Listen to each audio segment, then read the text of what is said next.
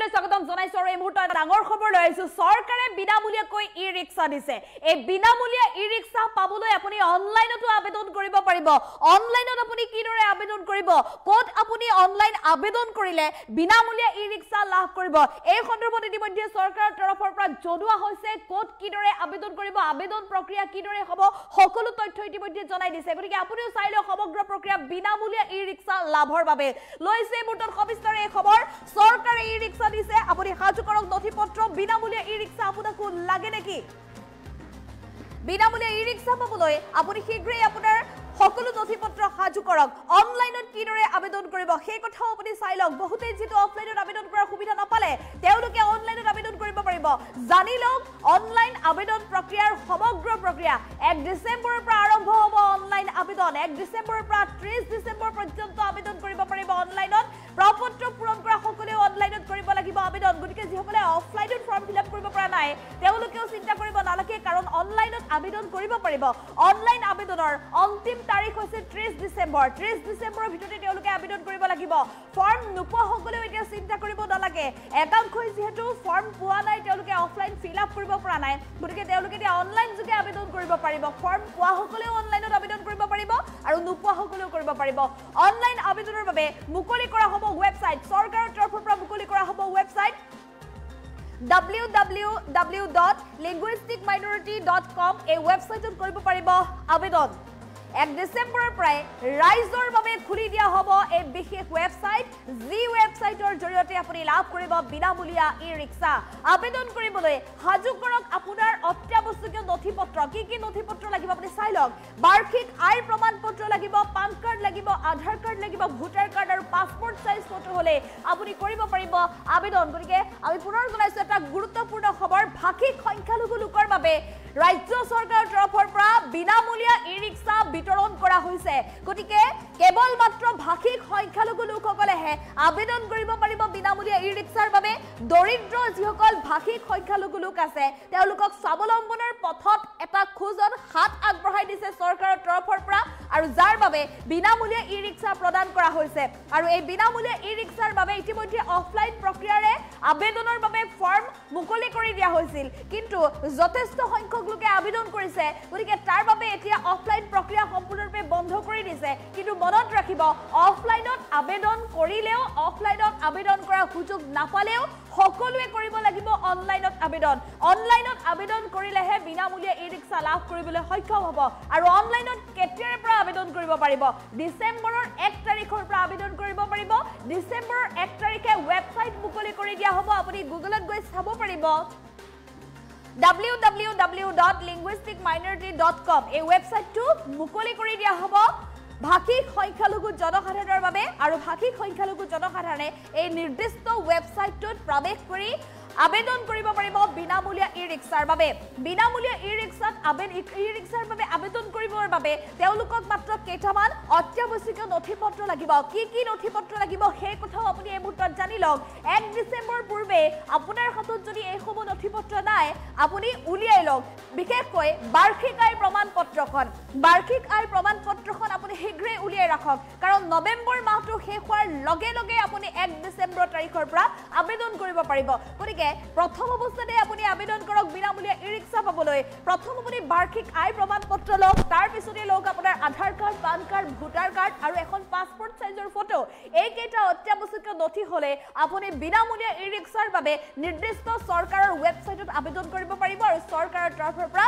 বিনামূলীয়া ই-ৰিক্সা লাভ কৰিবলৈ সক্ষম হ'ব আৰু মনত ৰাখক অনলাইন আবেদন প্ৰক্ৰিয়া সকলোৱে কৰিব লাগিব যিসকলে ইতিমধ্যে ফৰ্ম ফিল আপ কৰিছে বিনামূলীয়া ই-ৰিক্সাৰ বাবে তেওঁলোকেও আবেদন কৰিব লাগিব আৰু সমান্তৰালভাৱে যিসকলে এতিয়াও পোৱা নাই আবেদনৰ সুযোগ তেওঁলোকেও আবেদন কৰিব লাগিব অৰ্থাৎ সকলোৱে ভাষিক সংখ্যালঘু লোকসকলে এই বিনামূলীয়া ই-ৰিক্সাৰ বাবে আবেদন কৰিব পাৰিব আৰু 1 ডিসেম্বৰৰ পৰা ৱেবছাইট মুকলি কৰি দিয়া হ'ব এই সন্দৰ্ভত মন্তব্য আছে কি মন্তব্য আগবঢ়াবলৈ চেষ্টা কৰিম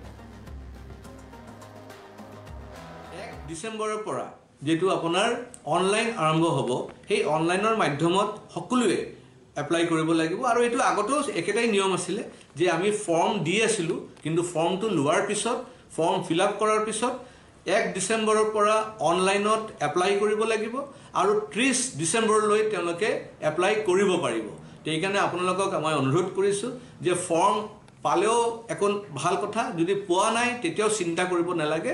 ফৰ্মৰ ভিত্তিত মানে আমি এপ্লিকেশ্যনবিলাক নলওঁ। আমি ফৰ্মবিলাক দি আছোঁ এটা পাব্লিচিটিৰ কাৰণে, যে মানুহবিলাক গম পাব লাগে। কাৰণ বহুতে কি হয়, গাঁৱত মানে হয়তো টেলিভিশ্যনৰ মাধ্যমত বা নিউজ পেপাৰৰ মাধ্যমত তেওঁলোকে খবৰবিলাক নাপায়। কিন্তু আমি যেতিয়া ফৰ্ম ৰিলিজ কৰিলোঁ, এই ফৰ্ম অসমৰ বিভিন্ন মানে গাঁৱে ভূঞে চব মানে গৈছে। এতিয়া মানুহে গম পাইছে ই ৰিক্সা দিয়া হোৱা বুলি। আপোনালোকে ফৰ্মৰ কাৰণে চিন্তা কৰিব নালাগে, আপোনালোকে ডাইৰেক্টলি অনলাইন এপ্লাই কৰিব পাৰিব। আৰু মই আপোনালোকক অনলাইনৰ যিটো মানে ছাইট, সেই ছাইটৰ নামটো কৈ দি আছোঁ, মনত ৰাখিব। আমাৰ অসম ভাষিক সংখ্যালঘু উন্নয়ন বোৰ্ডৰ যিটো ছাইট, সেইটো হৈছে www.linguisticminority.com। সেইকাৰণে মনত ৰাখিব আকৌ, www.linguisticminority.com। এইটো আপোনালোকে যেতিয়া টাইপ কৰিব, সেই ছাইটত গৈ আপোনালোকে এইটো ফৰ্ম আপোনালোকে পাই যাব।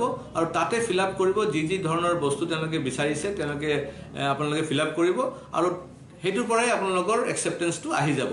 কিন্তু এটা কথা মনত ৰাখিব, এই ছাইটটো খুলিব 1 ডিচেম্বৰৰ পৰা। 1 ডিচেম্বৰৰ পৰা এইটো ছাইট খুলি যাব, আৰু 30 ডিচেম্বৰৰ ৰাতি 12টালৈ এইখন ছাইট চলি থাকিব। আৰু এটা কথা মনত কৰিব যে এইটো হৈছে ভাষিক সংখ্যালঘুসকলৰ কাৰণে। ভাষিক সংখ্যালঘু মানে লিংগুইষ্টিক মাইনৰিটি, মানে যিসকলৰ ভাষা অসমত মানে মেজৰিটি নহয়। আৰু যিসকল ধাৰ্মিক সংখ্যালঘু তেওঁলোকে এপ্লাই কৰিব নালাগে। ধাৰ্মিক সংখ্যালঘু বুলি ক'লে আপোনাৰ হৈছে মুছলিম মানুহসকল, বুদ্ধিষ্ট মানুহসকল, খ্ৰীষ্টান মানুহসকল, শিখ ধৰ্মৰ মানুহসকল, জৈন ধৰ্মৰ মানুহসকল আৰু পাৰ্চী। তেওঁলোকে এই ফৰ্মত তেওঁলোকে এপ্লাই কৰিব নোৱাৰে। তেওঁলোকৰ কাৰণে বেলেগ বোৰ্ড আছে, সেইকাৰণে সেই বোৰ্ডৰ পৰা যেতিয়া ঘোষণা কৰিব তেতিয়া তাতে কৰিব পাৰিব। কিন্তু আমাৰ অসম ভাষিক সংখ্যালঘু উন্নয়ন বোৰ্ডত মানে এই ধাৰ্মিক সংখ্যালঘুসকলে এপ্লাই কৰিব নোৱাৰে। আৰু মনত ৰাখিব, ST সকলেও এইটোত মানে এপ্লাই কৰিব নোৱাৰে।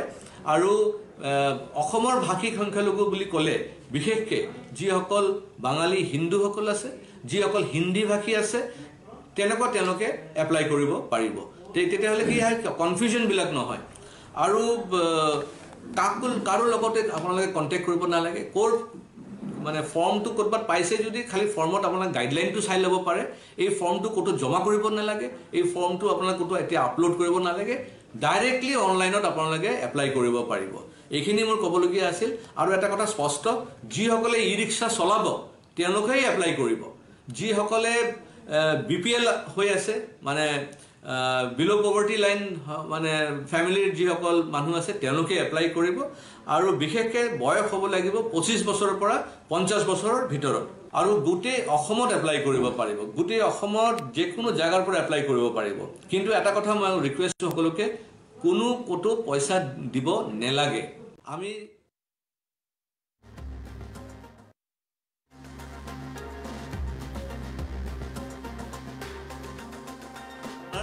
অনলাইন আৰম্ভ হ'ব, সেই অনলাইনৰ মাধ্যমত সকলোৱে এপ্লাই কৰিব লাগিব। আৰু এইটো আগতেও একেটাই নিয়ম আছিলে যে আমি ফৰ্ম দি আছিলোঁ, কিন্তু ফৰ্মটো লোৱাৰ পিছত, ফৰ্ম ফিল আপ কৰাৰ পিছত 1 ডিচেম্বৰৰ পৰা অনলাইনত এপ্লাই কৰিব লাগিব, আৰু 30 ডিচেম্বৰলৈ তেওঁলোকে এপ্লাই কৰিব পাৰিব। সেইকাৰণে আপোনালোকক মই অনুৰোধ কৰিছোঁ যে ফৰ্ম পালেও এখন ভাল কথা, যদি পোৱা নাই তেতিয়াও চিন্তা কৰিব নালাগে। ফৰ্মৰ ভিত্তিত মানে আমি এপ্লিকেশ্যনবিলাক নলওঁ। আমি ফৰ্মবিলাক দি আছোঁ এটা পাব্লিচিটিৰ কাৰণে, যে মানুহবিলাক গম পাব লাগে। কাৰণ বহুতে কি হয়, গাঁৱত মানে হয়তো টেলিভিশ্যনৰ মাধ্যমত বা নিউজ পেপাৰৰ মাধ্যমত তেওঁলোকে খবৰবিলাক নাপায়। কিন্তু আমি যেতিয়া ফৰ্ম ৰিলিজ কৰিলোঁ, এই ফৰ্ম অসমৰ বিভিন্ন মানে গাঁৱে ভূঞে চব মানে গৈছে।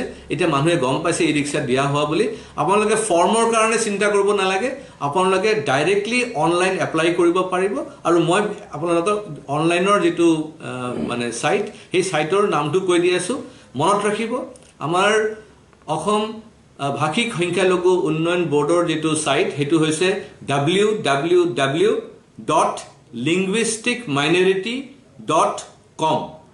সেইকাৰণে মনত ৰাখিব আকৌ, www.linguisticminority.com।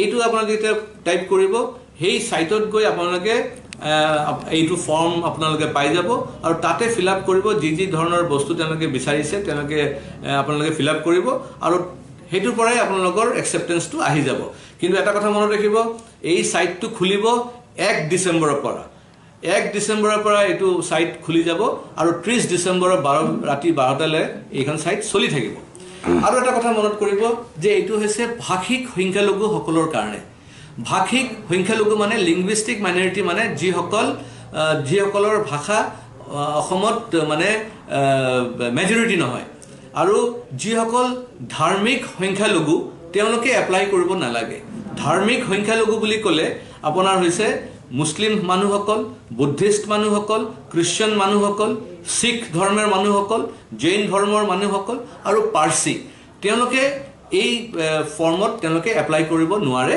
তেওঁলোকৰ কাৰণে বেলেগ বোৰ্ড আছে সেই কাৰণে সেই বোৰ্ডৰ পৰা যেতিয়া ঘোষণা কৰিব তেতিয়া তাতে কৰিব পাৰিব কিন্তু আমাৰ অসম ভাষিক সংখ্যালঘু উন্নয়ন বোৰ্ডত মানে এই ধাৰ্মিক সংখ্যালঘুসকলে এপ্লাই কৰিব নোৱাৰে আৰু মনত ৰাখিব এসটি সকলেও এইটোত মানে এপ্লাই কৰিব নোৱাৰে আৰু অসমৰ ভাষিক সংখ্যালঘু বুলি ক'লে বিশেষকৈ যিসকল বাঙালী হিন্দুসকল আছে যিসকল হিন্দী ভাষী আছে তেওঁলোকে এপ্লাই কৰিব পাৰিব তেতিয়াহ'লে কি হয় কনফিউজন বিলাক নহয় আৰু কাৰো লগতে আপোনালোকে কণ্টেক্ট কৰিব নালাগে ক'ৰ মানে ফৰ্মটো ক'ৰবাত পাইছে যদি খালি ফৰ্মত আপোনাক গাইডলাইনটো চাই ল'ব পাৰে এই ফৰ্মটো ক'তো জমা কৰিব নালাগে এই ফৰ্মটো আপোনাক ক'তো এতিয়া আপলোড কৰিব নালাগে ডাইৰেক্টলি অনলাইনত আপোনালোকে এপ্লাই কৰিব পাৰিব এইখিনি মোৰ ক'বলগীয়া আছিল আৰু এটা কথা স্পষ্ট যিসকলে ই ৰিক্সা চলাব তেওঁলোকেই এপ্লাই কৰিব যিসকলে বিপিএল হৈ আছে মানে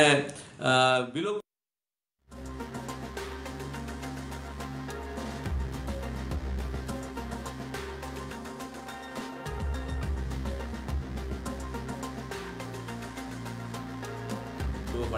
কিন্তু এটা কথা মই ৰিকুৱেষ্ট কৰিছো সকলোকে কোনো ক'তো পইচা দিব নেলাগে আমি 1 ডিসেম্বৰ